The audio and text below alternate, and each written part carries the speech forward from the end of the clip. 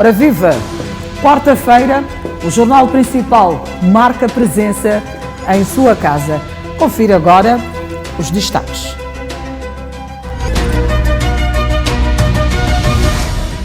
Em 12 meses, terroristas raptaram mais de 50 crianças em Cabo Delgado. Antigo agente de intervenção rápida, raptado por colegas da Polícia de Proteção na Beira. Diretora de Finanças de Manica continua livre, mesmo com mandado de captura. E abrimos o nosso jornal com uma notícia inédita.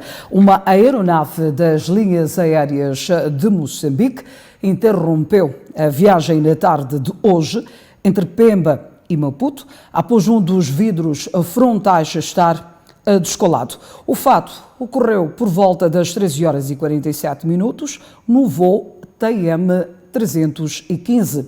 Face à ocorrência, a tripulação tomou a decisão de retornar a aeronave ao aeroporto de Pemba, onde aterrou em segurança às 15 horas e 2 minutos, e os passageiros, incluindo a tripulação, desembarcaram normalmente. Lê-se num comunicado emitido pela Companhia de Bandeira Nacional. A empresa garante ainda estarem a decorrer providências para descolar a Pemba uma equipa de mecânicos que vai proceder à substituição do vidro. Outra garantia da LAM é que os passageiros que viajavam no voo de Pemba a Maputo serão acomodados enquanto se avalia a reprogramação do voo. Já temos em direto o jornalista Romeu Carlos, posicionado no Aeroporto Internacional de Mavalane, para nos trazer mais detalhes. Boa noite, Romeu Carlos. Boa noite, Enia. Na verdade, o que ocorreu é isso. As linhas aéreas de Moçambique não mostram-se bastante abertas para esclarecer em relação a este caso que deu-se na tarde de hoje, portanto, em Pemba, no aeroporto de Pemba. O que apuramos é que, de facto, uma aeronave desta, que é a Companhia de Bandeira, passou por esta intempérie, um vidro frontal, portanto, descolou e portanto, a tripulação viu-se obrigada, portanto, a interromper a viagem que devia decorrer por cerca de 2 horas entre Pemba e a cidade de Maputo. Temos que referir que não é a primeira vez que as linhas aéreas de Moçambique, LAM, Companhia de Bandeira, passa por problemas desta natureza, de problemas portanto, nos aviões. Há menos de 3 meses tivemos uma situação de uma aterragem em emergência, portanto, que também envolve situações que têm que ver com questões mecânicas, mas também questões, muitas vezes, com aquilo que é o erro humano. Ora, é preciso que se diga que a LAM garantiu sim toda a logística e o direito dos consumidores para que haja o respeito, portanto, do voo, porque temos que saber que as pessoas que queriam viajar tinham planos para a cidade de Maputo, tinham planos que deviam ser cumpridos em determinado tempo. Ora, são questões que ocorrem num momento em que também as linhas aéreas de Moçambique são apontadas como uma das empresas onde a questão do dinheiro existente, das receitas que produz, não são suficientes, não são, portanto, satisfatórias para os cofres. Ora, Enia, são estas questões que, de facto, podemos avançar em relação a este incidente, que não é grave, como os outros que já verificamos nas outras épocas. A não ser que tenhas uma questão, Enia. Tu não tenho nenhuma questão, Romeu Carlos. O importante é que o grave não aconteceu. O pior não aconteceu. Todos os passageiros encontram-se acomodados em Pemba. Muito obrigada. Nós vamos continuar com a informação deste lado. Regresse bem. Seguimos com a informação. Terroristas em Cabo Delgado raptaram 51 crianças nos últimos 12 meses. Maior parte das meninas que podem estar a ser exploradas sexualmente, lamenta a Save the Children. Delgado chegam novos relatos sobre a barbaridade dos terroristas. A Save the Children constatou recentemente que nos últimos 12 meses 51 crianças foram raptadas pelos bandidos, mas o número pode ser ainda maior. Entre as crianças raptadas, maior parte são meninas, avança a organização internacional. Por exemplo, segundo a ONG, no dia 7 de janeiro de 2021, 21 pessoas foram sequestradas em um grupo, incluindo 6 crianças. Nesse mesmo incidente, pelo menos 7 pescadores foram decapitados.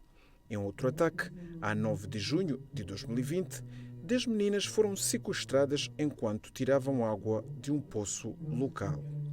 A organização não descarta a possibilidade de os menores serem usados como crianças-soldado ou então serem exploradas sexualmente. Sim, as crianças podem ser usadas como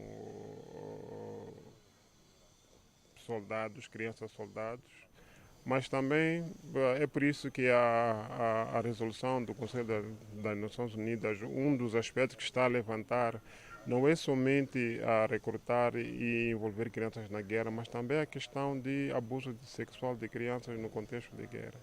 Que isso é muito preocupante.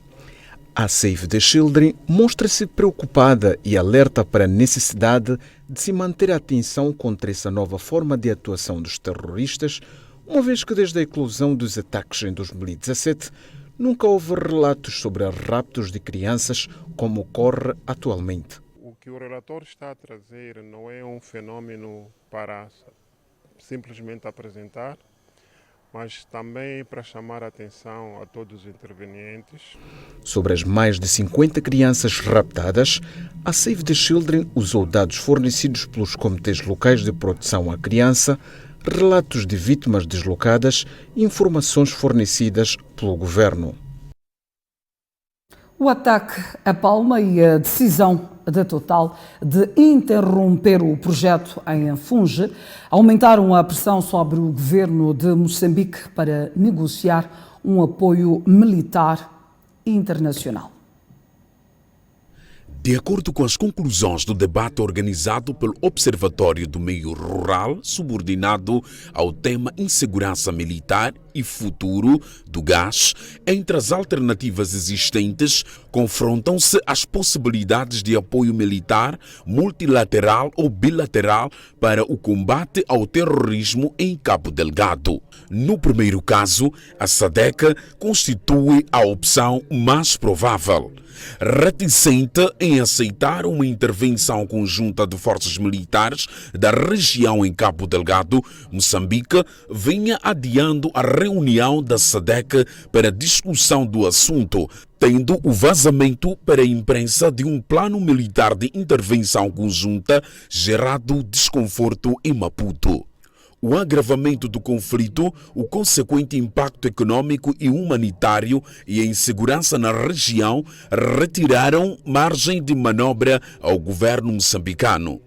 Já em termos bilaterais, assiste-se a uma aproximação do presidente Nyusi ao Ruanda e a possibilidade de intervenção de tropas deste país, mas também a uma reunião privada com o presidente Macron discutindo a segurança em Cabo Delgado e a decisão da Total. A patrulha da Marinha Francesa no Canal de Moçambique constitui uma realidade, sendo a África do Sul outro país interessado na segurança marítima na região. A recorrência em mercenários constitui outra opção, assistindo-se à entrada de novos operadores. As duas empresas fazem o treino de pilotos, carros blindados e adestramento de forças especiais a partir de Nacala.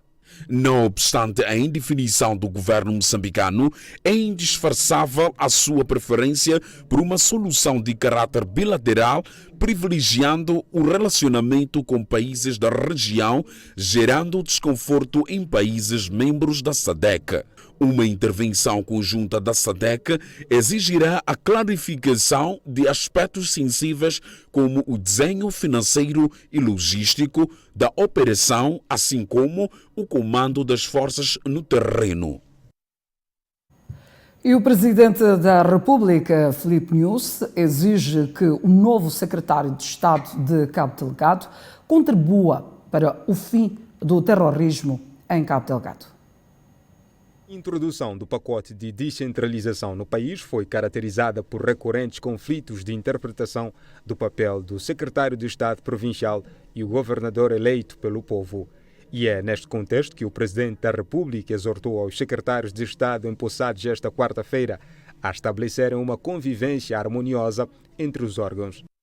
Para que as vossas funções sejam exercidas com sucesso, é fundamental uma convivência harmoniosa entre os diversos órgãos e atores e alto sentido de Estado.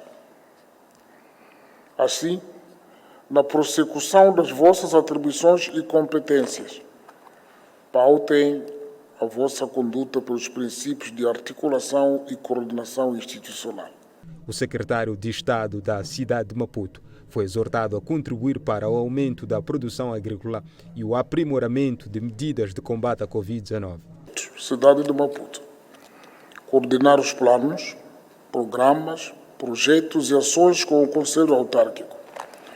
Aumentar a produção e produtividade agrícolas, diversificando as culturas e pecuária por forma a diminuir a dependência da cidade de Maputo de produtos importados. Por outro lado, Nunes exortou ao secretário de Estado da província de Cabo Delgado a apoiar os esforços para o estabelecimento da segurança e assistência humanitária às populações deslocadas. Apoiar os esforços para a implementação das medidas de segurança com a prioridade das prioridades, visando o retorno à normalidade dos distritos afetados pelos terroristas. Monitorar os programas de assistência das populações deslocadas das zonas afetadas pelo terrorismo. Na mesma ocasião, Nunes exortou o presidente do Conselho Superior da Comunicação Social, Eliseu Bento Mascarenha, que também tomou posse para aquele órgão, para fazer garantir o respeito pelos princípios básicos dos órgãos de informação. O nosso apelo reiterado vai uma vez para o respeito pelos valores mais elementares da família e pela dignidade da mulher e da criança pelos órgãos da comunicação social. Foram empossados esta quarta-feira para os cargos de secretários de Estado da cidade de Maputo e da província de Cabo Delgado, Vicente Joaquim e Antônio Njanji Taimo Supeia, respectivamente. A União Europeia clarificou hoje que ainda vai disponibilizar parte dos 60 milhões de euros para viabilizar o processo do DDR. O embaixador da União Europeia reafirmou ainda o desejo de ver Mariano Nhongo enquadrado no processo. O movimento de desmobilização e reintegração dos homens armados da RENAMO continua em banho-maria por falta de fundos. Aliás, sobre os fundos, há falta de clareza em relação aos 60 milhões de euros prometidos pela União Europeia. Mas o embaixador António Sanches Benedito Gaspar esclarece. No que diz respeito à União Europeia, estamos a disponibilizar um pacote de mais de 60 milhões de euros, uma parte canalizada através de um fundo multidoadores para apoiar as operações da DDR, mas do outro lado, sobretudo, para apoiar as comunidades afetadas pelo conflito, criar oportunidades de emprego, de atividades geradoras de renda, a longo prazo, descentralização, portanto, uma abordagem holística de apoio à consolidação da paz na região centro do país. Ainda sobre o DDR, há uma outra pedra no sapato que complica o processo. Mariano Nhongo, o homem que continua escondido em matas desconhecidas da zona centro e que de lá continua a ordenar alguns ataques. Bom, eu acho que Sua Excelência o Presidente da República, ante duas manifestações públicas, a dizer que o processo de DDR há espaço para todos e, portanto, tem feito chamados para entrar dentro desse processo e esses chamados da parte não só o governo de Moçambique e da República, quando eles tentam encorajar. Estimava-se que o desarmamento, desmobilização e reintegração dos homens armados da Renamo, DDR, terminasse este mês, mas vários fatores contribuíram para que o processo não respeitasse o calendário e a estimativa agora é de 2022 como prazo. Continua em liberdade a diretora de Economia e Finanças de Manica, depois de ter sido condenada a 5 anos de prisão pelo Tribunal de Cabo Delgado. Todos 6 crimes em que Maria Nhalivilo teria cometido enquanto administradora do Distrito de Moeda entre os anos 2017 a 2019.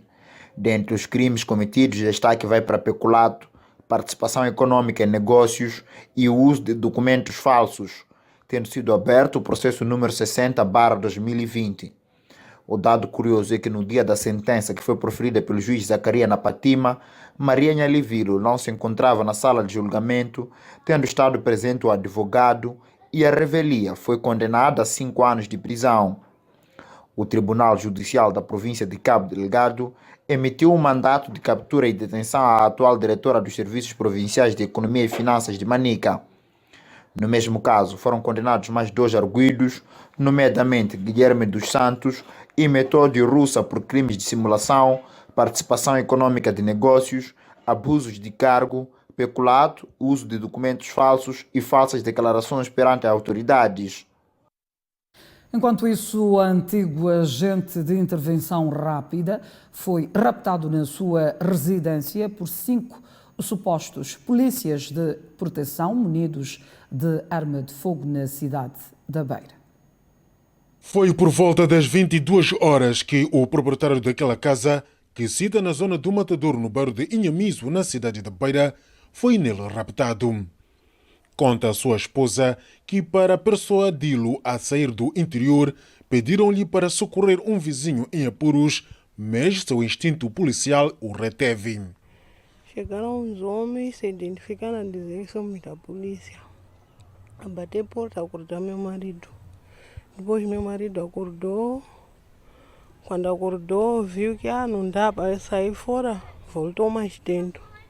Quando voltou dentro, já surgiram mais outros, já eram muitos, já não era uma pessoa. Já se fosse, ligava que na volta de 5 ou 6, porque 2 pessoas estavam na porta, uma pessoa estava naquela janela da sala, outro estava na janela do meu quarto, outro estava na janela dos meninos lá atrás, alegando que lá atrás tem uma porta, enquanto atrás não tem nenhuma porta. A porta é essa, uma e única só. Os mesmos estavam armados. Apontaram a arma na janela, apontaram a arma aqui na porta, partiram a própria porta, só que consegui ajeitar da minha maneira, né? Partiram, quando partiram a porta, apontaram a arma, ele não tinha como reagir, eram muitos, lhe pegaram, lhe algemaram, foram com ele a correr. Subiram o carro depois de passar a campo. Subiram o carro, foram embora com ele. Agora desde ontem, às 22, quando eu reparei, meu relógio hora estava 22h08. Comecei a ligar para ele das 22 até essa manhã. Não tenho nenhuma solução. Ela desconhece os motivos pelos quais o marido foi sequestrado. Não sei qual é o motivo que fizeram até virem levar aquela hora. E qual é a profissão do seu marido? O que ele faz? Ele era polícia, trabalhava como polícia. Sim, deixou de trabalhar, foi ano passado. Eu não sei se o Ministério do Interior tem essa autonomia de vir levar alguém 21 horas para as 22.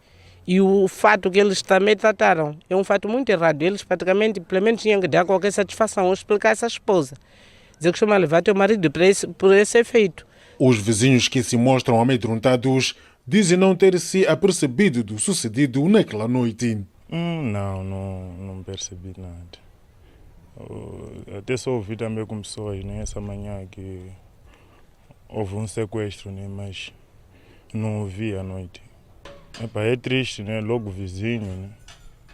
Fosse que tinham um posto policial perto, ou fosse que polícias também andavam nas noites, ia facilitar, né. Já que eu vi que aconteceu lá para as 22 horas, é muito cedo. Desesperada, a esposa da vítima comunicou à 12ª Esquadra que, até ao fecho da nossa reportagem, nada de novo contaram à família. 4 professores da escola da zona Tampão do Parque Nacional de Gorongosa vão à barra da Justiça por caça ilegal de elefantes. Estas são algumas das espécies cuja caça é proibida, mas os funcionários públicos afetos ao setor da educação na zona Tampão do Parque Nacional da Gorongosa têm estado a abaterem. Por isso, um total de 4 professores irão responder em juízo por terem sido encontrados com a carne e pontas de marfim. Durante a pandemia, fomos ver, por exemplo, o número de professores envolvidos na caça. Eu posso afirmar, sem dúvida, que provavelmente porque os professores não iam dar aulas, tivemos situações desagradáveis, onde os professores foram vistos ou a transportar produtos de fauna ou a comercializar os produtos de fauna, e alguns dos casos ainda estão em processo de serem julgados, mas aqui é um exemplo só de que, em termos de número de animais, pode não ser muito maior, mas o tipo de infratores que fomos verificando nesse período de pandemia já nos chama a atenção de que, quando os nossos quadros não estão a trabalhar, podem adoptar por formas erradas de sobrevivência. Neste momento estamos a falar de 4 professores. Sem quantificar, o administrador daquela área de conservação disse ter o parque registrado muitas perdas.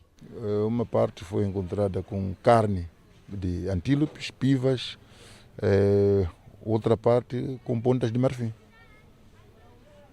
Há vários fatores que entram para separar que esta caça furtiva deveu-se à falta do fiscal.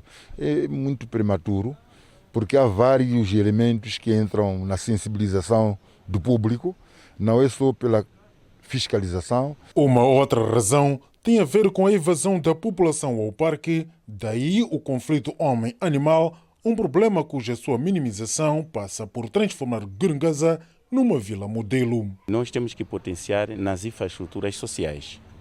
Falamos das escolas, hospitais e vias de acesso. Também temos que ver a parte do ambiente. Tem que haver proteção. É isso que nos leva a convidar os parceiros, amigos, para poder nos ajudar em desenvolver esse plano para depois executarmos. A informação foi dada a conhecer pelo edil Sabeto Moraes à margem do seminário de mapeamento da zona habitacional e incremental da área de conservação que decorre em Gorongosa. Há cada vez mais homens a serem agredidos pelas suas esposas na província de Manica e no presente ano já foram registados cerca de 15 casos. De mulher para o homem, a violência que na maioria dos casos era praticada pelos homens, nos últimos meses na província de Manica, o cenário mudou. Há homens a serem dominados pelas suas esposas.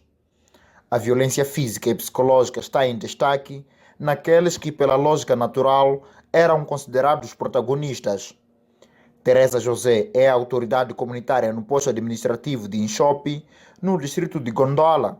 Disse que já presenciou situação de violência contra o homem. Assim discutiram, a mulher levou um bambu, logo bateu no homem e sofreu costelas. Nós fomos lá, aconselhamos a mulher e levamos o homem para o hospital e até aqui nunca mais fez. A igualdade de género parece estar a ganhar outros contornos, por isso urge sentar para traçar novos planos para a redução de casos de violência. Tanto quanto os homens, assim como as mulheres, beneficiam-se dos mesmos direitos que a lei prevê. Isso dá a entender que alguns homens que muitas vezes ficavam no silêncio pelo medo, pela vergonha, com os trabalhos de sensibilização que estamos a fazer ao nível das comunidades, estão a quebrar este silêncio. De acordo com a diretora provincial do Gênero, Criança e Ação Social em Manica, Emma Katana, a situação é preocupante. são diversos tipologias de violência que nós temos registrado ao nível das comunidades. Nós tivemos cerca de 15 casos, 15 aproximadamente, ou acima de 10 casos que nós tivemos o registro, pelo menos do ano passado a esta parte. Os distritos de Tambara, Mussurize e um pouco por Gondola são os que mais registraram casos de violência contra os homens. As demais são de Vanildo Domingos, Nelson Benjamin, para a TV Sucesso. Notícia de última hora, o antigo edil de Maputo, neste caso David Simango, foi condenado na manhã de hoje pela 4ª sessão do Tribunal Judicial do Distrito Municipal de Campo Fumo, na sequência do julgamento, que iniciou no dia 21 de maio de 2021. O mesmo respondia no processo número 61/GCCC/2017, acusado no mês de março de 2020, pelos crimes de aceitação de oferecimento ou promessa e abuso de cargo e função. A sentença foi proferida hoje, tendo o réu sido condenado a pena de 1 ano e 6 meses de prisão e 15 meses de multa, a taxa diária de um salário mínimo. A pena de prisão foi convertida em multa. O apartamento tipo 3 apreendido no âmbito do processo, sito no prédio 24 de julho, 5º andar, avaliado em cerca de $457 mil, foi declarado perdido a favor do Estado, assim como o valor de 120 milhões de meticais provenientes das rendas do mesmo. David Simango recebeu o apartamento em 2013, através de sua esposa, como contrapartida da sua intervenção em favorecimento da sociedade Eplisson Investimento Limitada, no processo de construção do edifício 24 de julho. Seguimos com a informação no seu jornal principal. 2 guardas prisionais estão a ser processados criminalmente por cobrarem 2.300 meticais a um recluso surpreendido com telemóvel dentro da cela no distrito de Morrumbene, na província de Inhambane. Foi através da denúncia que o Gabinete Provincial de Prevenção e Combate à Corrupção em Inhambane teve conhecimento que no distrito de Morrumbene estava a ocorrer um ilícito entre guardas prisionais e um recluso. Ou seja, os guardas da penitenciária local surpreenderam o recluso com um telemóvel dentro da cela. Ao invés de seguir os procedimentos legais, os servidores públicos quiseram ganhar dinheiro ilicitamente e, pelo seu silêncio, cobraram ao recluso 2.300 meticais. Estes solicitaram um valor monetário de 2.300 meticais a um determinado cidadão que encontrava-se privado da liberdade. E solicitaram este valor por quê? Porque efetivamente encontraram na posse de um telemóvel. E, ao invés de seguirem os termos pertinentes, a recolha de telemóvel e a averiguação, estes, para omitirem os seus deveres, optaram por solicitar o valor monetário de 2.300 meticais. 2.300 meticais é o valor que pode custar caro aos 2 guardas penitenciários afetos ao distrito de Morrumbene. O processo crime foi acusado e remetido ao tribunal pelo Gabinete Provincial de Prevenção e Combate à Corrupção. Os 2 servidores públicos estão indiciados no crime de corrupção ativa. Foram recolhidos elementos bastantes que servissem para fundamentar a acusação. É expectável ao nível do gabinete que estes venham a ser responsabilizados, até como uma forma mesmo de prevenção para que casos idênticos de comportamentos antiéticos não ocorram e como uma forma de promoção da integridade, responsabilidade, dignidade, portanto, dignidade da imagem do Estado moçambicano.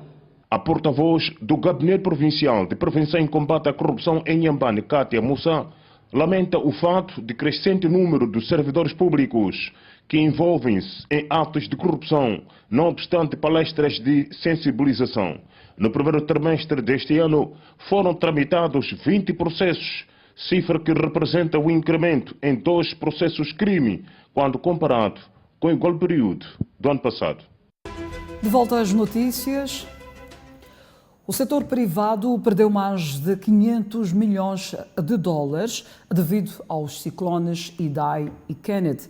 Os números foram hoje relembrados na sequência da primeira Conferência Nacional sobre Mudanças Climáticas. Desastres naturais, nomeadamente os ciclones Idai e Kenneth, que fustigaram o país em 2019, não só causaram mortes e destruição de infraestruturas, mas também devastaram a economia.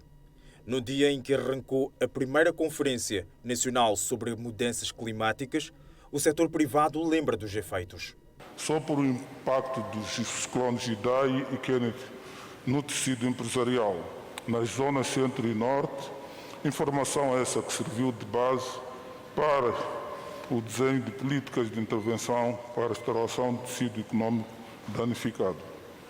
O estudo destaca, para além das perdas de vidas humanas e destruição de infraestruturas sociais e econômicas, afetaram severamente a atividade do empresariado nacional, tendo os prejuízos para o setor privado ascendido a cerca de 550 milhões de dólares americanos, e os setores mais afetados foram os da indústria, agronegócio, incluindo avicultura e comércio.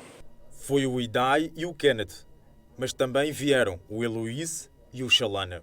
Até o primeiro semestre deste presente ano, na sequência das intempéries que se abateram no país vizinho, voltamos a vivenciar esse cenário de destruição, conforme atesta, por exemplo, prejuízos registrados pelo empresariado na província de Sofala, devido aos ciclones Xalana e Heloíse, de cerca de 60 milhões de meticais.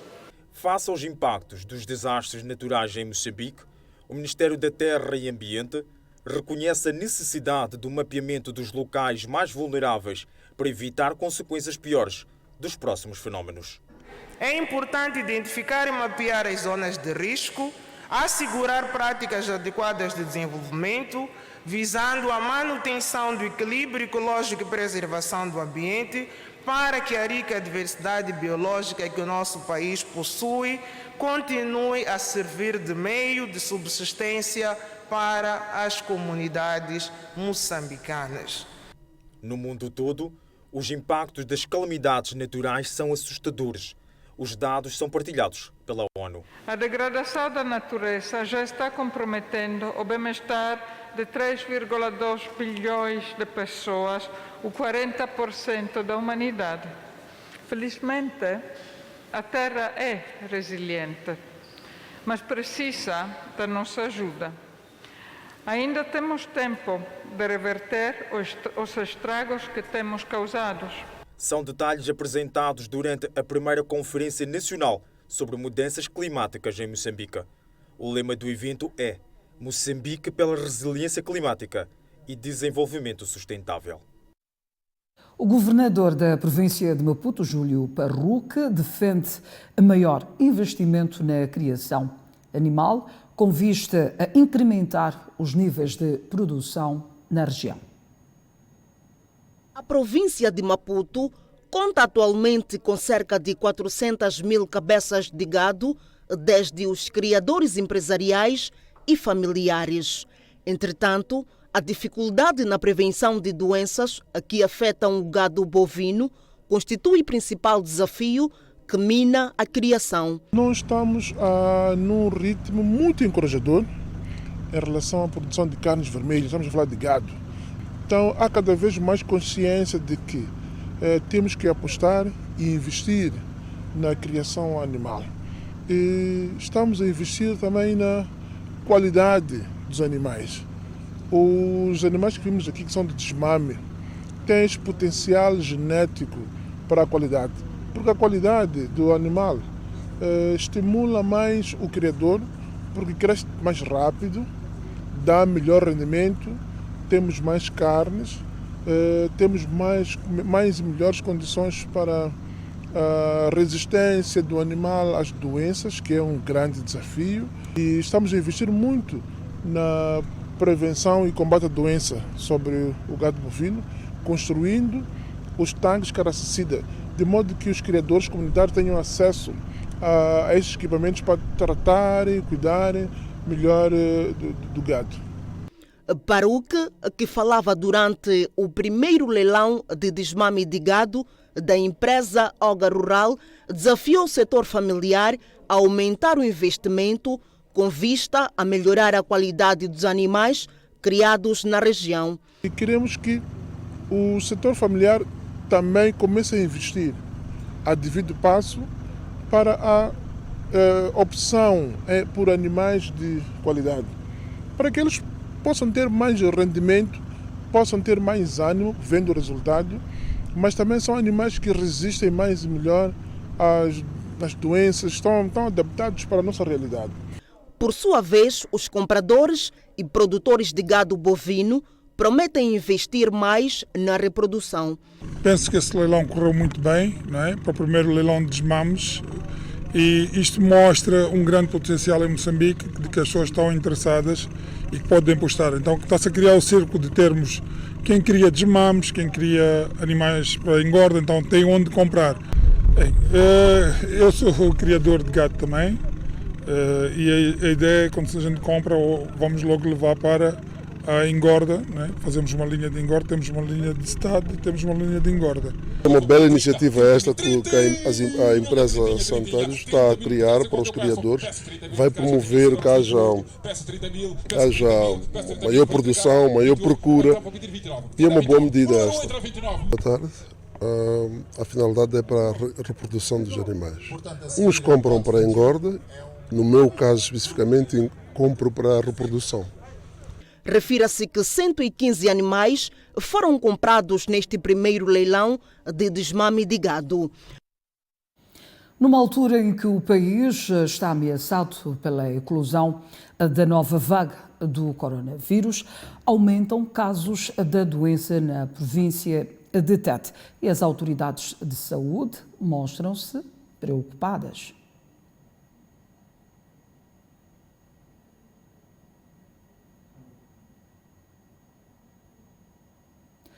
Recuperamos esta notícia numa altura em que o país está ameaçado pela eclosão da nova vaga do coronavírus. Aumentam casos da doença na província de Tete e as autoridades de saúde mostram-se preocupadas.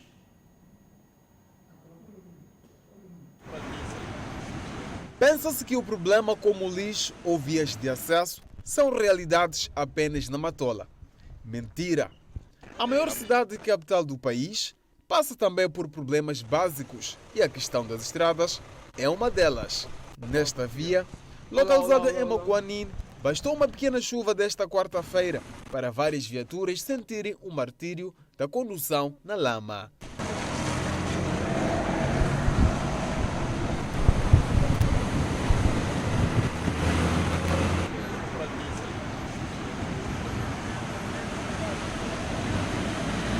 Os automobilistas acabam optando por esta via para escaparem das águas estagnadas do outro lado. Mas uma situação que também acaba criando outro problema, que são buracos, como nós podemos ver a partir deste ponto.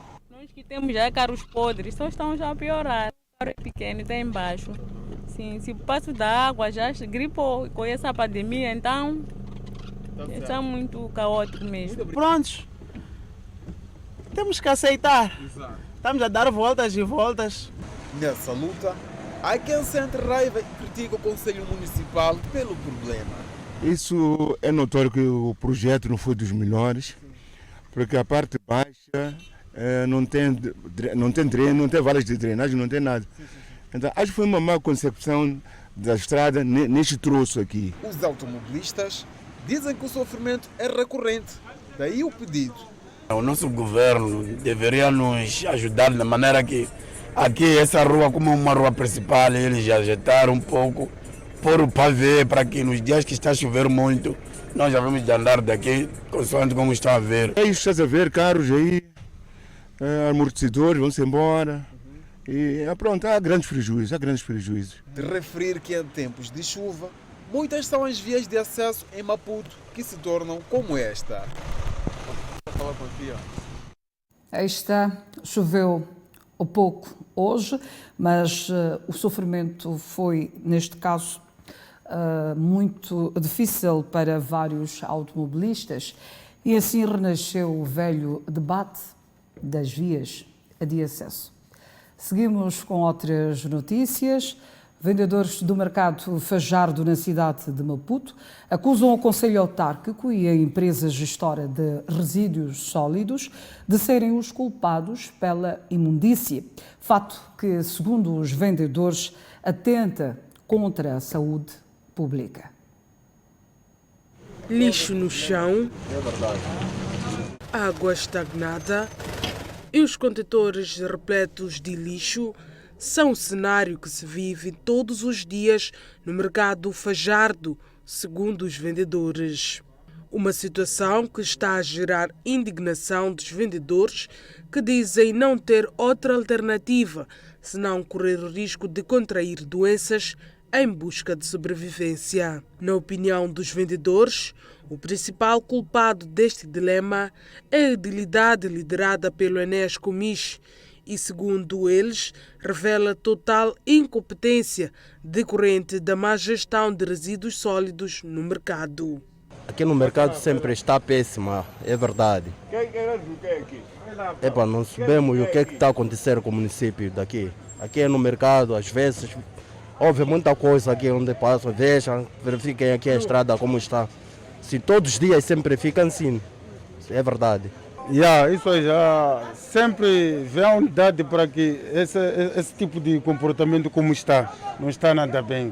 Está a cheirar mal, as pessoas estão a pôr água, como está a ver assim, não está nada bem. Esses estão a vender, mas porque não há como, não é? Mas eles também não estão a gostar da maneira como está, à frente dos estabelecimentos. Não está nada bonito e está a cheirar. A situação é mais dramática nos dias de chuva, visto que o lixo aliado à água resulta em uma equação mortal. O cheiro nauseabundo, referem os visados. Até quando chove, está cheio de matope com sujidade. A pessoa está a passar a comprar, mas não está nada agradável.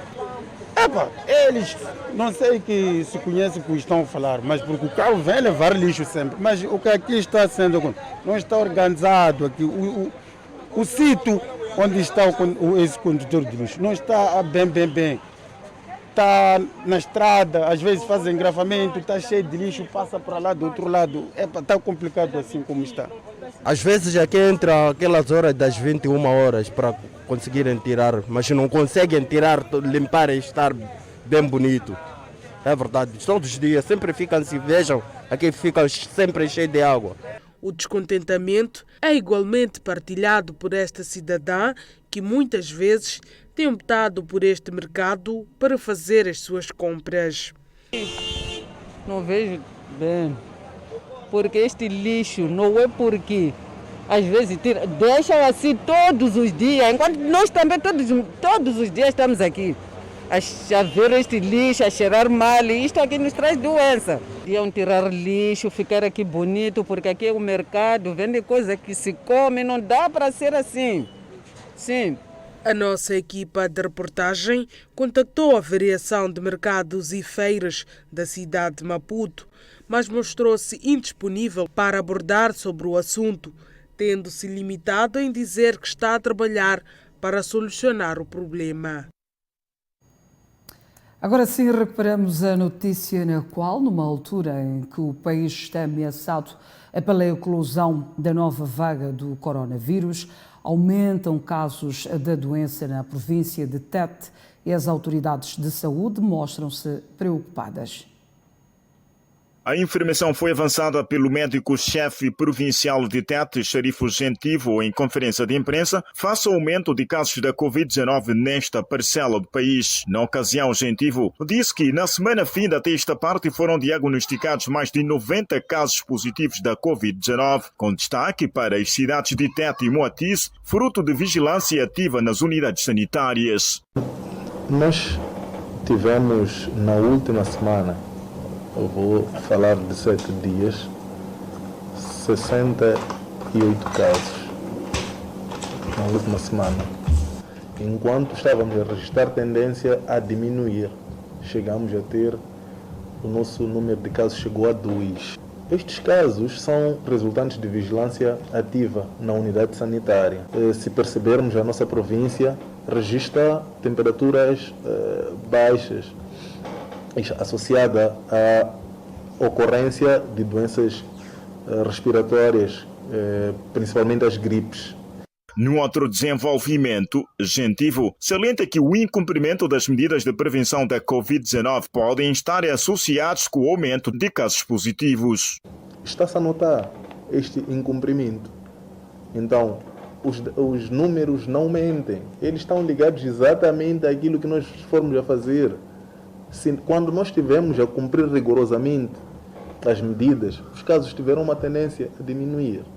Entretanto, o médico-chefe provincial pede às autoridades ligadas ao combate à pandemia que sejam mais vigilantes. Se as medidas forem relaxadas completamente e não forem cumpridas, ele terá autoridade suficiente para decidir de novo por outras ações, porque nós estamos a ver que as pessoas têm aquela visão de Covid acabou, até mesmo já se tomou outras medidas, outras posições, é porque já está tudo bem.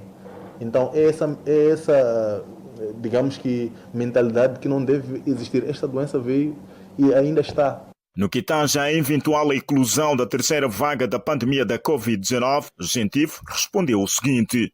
E neste momento estamos igualmente prontos para responder, temos disponibilidade de medicamentos, recebemos oxigênio pela Central de Medicamentos e Artigos Médicos e praticamente estamos sem pacientes internados, quer dizer que nossa capacidade de internamento é ainda, digamos que, boa.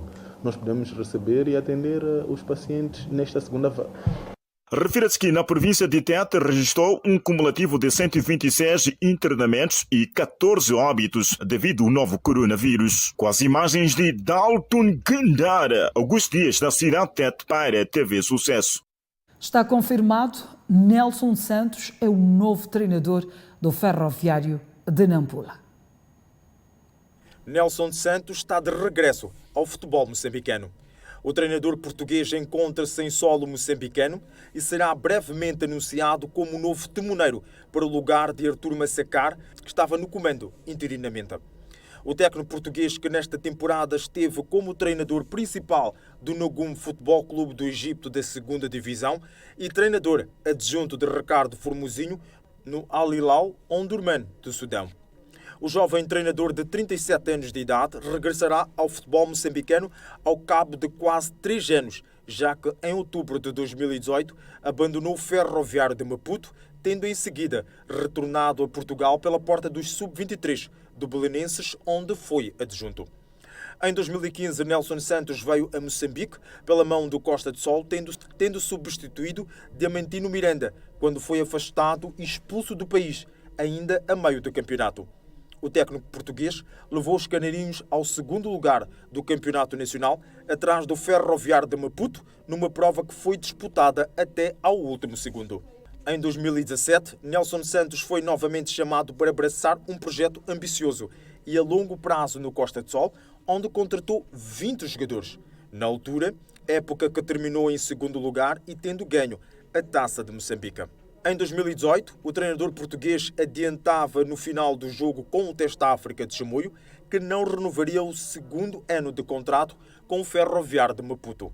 Nos Locomotivas de Nampula, Nelson Santos terá a tarefa de manter a equipa no Moçambola, sendo que para já deverá tirar a equipa do 13º e penúltimo lugar em que se encontra na tabela classificativa. Em 8 jornadas, somaram apenas 4 pontos, fruto de uma vitória e um empate. Já na página cultural, foi lançada hoje em Maputo a exposição Malangatana Tatana Cultura, em homenagem ao falecido artista plástico. O evento contou com a participação da Ministra da Cultura e Turismo, que considera Malangatana mais do que um herói.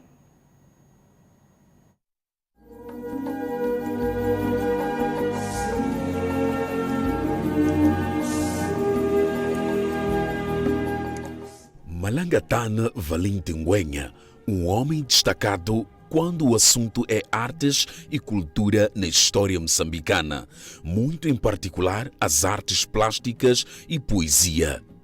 Conhecido no mundo das artes pelo seu primeiro nome Malangatana, morre aos 74 anos em 2011.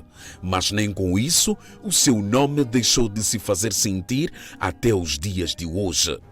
Afinal, a história foi por si marcada e o país e o mundo foram coroados pela sua forma única de dar gosto às suas mãos. Hoje, a Associação Kulungwana, por sinal uma organização que foi também por si idealizada, decidiu imortalizar os seus feitos num evento que lançou a exposição apelidada Malangatana Tatana Cultura, que contou com a presença e inauguração da Ministra da Cultura e Turismo, Eldevina Materula, no recinto do CFM. Malangatana foi mais que um herói na nossa cultura. É, sem dúvida, o nome da cultura mais exposto, mais falado e que ainda sentimos a grande necessidade de celebrar, não só no nosso país, como a nível mundial. E por isso é importante, sim, celebrarmos em jeito de exposição, em jeito de música, em jeito de dança, em jeito de palestra, em jeito de comentário. Malangatana é, sem sombra de dúvida, o nosso grande embaixador da cultura. Diretora executiva da Associação Kulungwana, N. Matos, fala de uma iniciativa que visa reavivar a vida e obra do Homem das Mãos Mágicas. Quisemos fazer esta exposição para assinalar os 15 anos da Kulungwana e, ao mesmo tempo, assinalar os 85 anos que o Malangatana teria feito este ano se ainda estivesse entre nós. A exposição que está aqui patente mostra quem era o Malangatana. Não estamos a mostrar aqui as obras dele, mas quem ele era como pessoa. Era uma pessoa muito dada, dava-se com toda a gente. É uma grande figura da arte e cultura em Moçambique, mas também em África. E o que está aqui à vista dá para nós conhecermos melhor quem era esta figura tão importante. Seu filho, Muchine Malangatana, honrado pelo recordar do seu falecido pai, nele não cabiam as emoções denunciadas em seus olhos e feliz se mostrava pelo relançamento da imagem do pai. Eu acho que esta iniciativa da Kulungwana de honrar Malangatana é muito boa. Penso que é um primeiro passo por aquilo que nós temos vindo a discutir ao longo deste ano, que é retomar a imagem de Malangatana e tentar fazer tudo o que é possível para divulgar ao máximo o seu trabalho e o seu legado. A Associação Kulungwana, responsável pela exposição Malangatana Tatana Cultura, que irá ficar nas paredes de uma das salas do edifício do CFM até 7 de julho, foi apadrinhada pelo falecido artista e o nome dado por ele. Esta Malangatana é homenageado e considerado o embaixador da cultura. E com esta notícia, nós fechamos a edição de quarta-feira do seu jornal principal. Conto consigo amanhã, na mesma hora. Até lá, passe bem, bom descanso.